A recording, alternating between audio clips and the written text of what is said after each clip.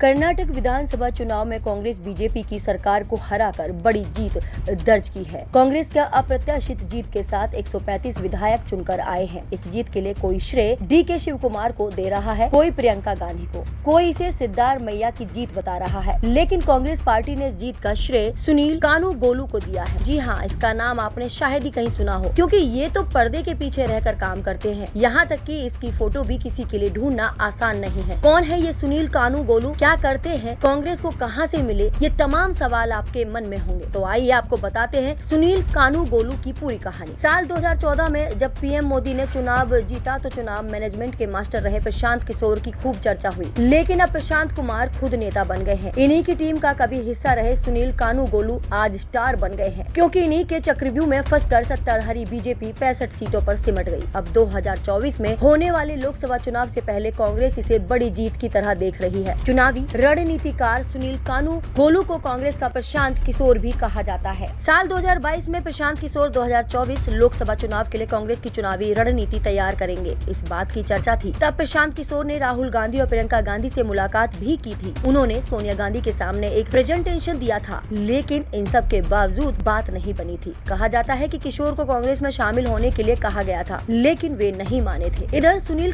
कानूगोलू भी अपने प्रेजेंटेशन के साथ तैयार थे। उन्होंने पहले ही कांग्रेस के लिए काम करना शुरू कर दिया था, लेकिन आगे के लिए कांग्रेस ने सुनील के सामने शर्त रखी कि वो पार्टी से सलाहकार के तौर पर नहीं बल्कि स्थायी रूप से जुड़ेंगे। सुनील मान गए, यानी अभी वो कांग्रेस के सदस्य भी हैं। पहले ही काम में कर्नाटक और तेलंगाना की जिम्मेदारी मिली। बताया जाता है कि 2024 लोकसभा की पूरी जिम्मेदारी सुनील की टीम पर है। 40 साल के सुनील कर्नाटक के बेल्लारी जिले के रहने वाले हैं। उनके पिता कन्नड़ भाषी हैं और माँ तेलुगु। शुरुआती पढ़ाई लिखाई बेल्लारी में हुई। फिर पूरा परिवार चेन्नई चला गया, वहाँ आगे की पढ़ाई की। फिर अमेरिका गए, वहाँ मास्टर्स की 2 डिग्रियां ली, एक फाइनेंस में और एक MBA की डिग्री। पढ़ाई के बाद मैनेजमेंट कंसल्टिंग कंपनी मैकिन्से में भी काम किया। साल 2009 में सुनील अमेरिका से भारत वापस आए। सुनील बिल्कुल लो प्रोफाइल व्यक्तिगत रखते हैं। मीडिया की चमक धमक से दूर पर्दे के पीछे से काम करना ज्यादा पसंद है। सुनील किसी भी ऑनलाइन प्लेटफॉर्म पर नहीं है। व्हाट्सएप पर भी अपनी फोटो नहीं लगाते हैं। यहाँ तक कहा जाता है कि उनकी इतनी कम फोटो सार्वजनिक है कि गूगल पर ढूंढने से भी नहीं मिलती। प्रशांत किशोर से अलग होने के बाद सुनील ने चुनावी कैंपेनिंग के लिए अपनी कंपनी शुरू की, माइंडशेयर एनालिटिक्स। इस तरह धीरे धीरे उन्होंने अपनी अलग छवि बनाई। कांग्रेस में शामिल होने के बाद उन्होंने कर्नाटक के लिए तैयारी शुरू कर दी थी। जानकार बताते हैं कि सुनील की टीम ने कर्नाटक की सभी सीटों पर सर्वे किया था। बताया जाता है कि कांग्रेस नेतृत्व में जरूर टिकटों का बंटवारा किया, लेकिन ये भी तथ्य है कि सुनील की टीम ने राहुल गांधी को जो सर्वे सौंपा था उसी के आधार पर टिकटों का बंटवारा हुआ। पिछले साल सितंबर में कांग्रेस ने कमीशनखोरी के आरोपों पर बकायदा एक कैंपेन लॉन्च कर दिया। दीवारों पर पे सीएम के पोस्टर चिपकाए गए। इसमें पेटीएम के QR कोड की तरह एक कोड बनाया गया। इस पर सीएम बसवराज बोम्मई की तस्वीर थी और लिखा था यहाँ 40% स्वीकार किए जाएंगे।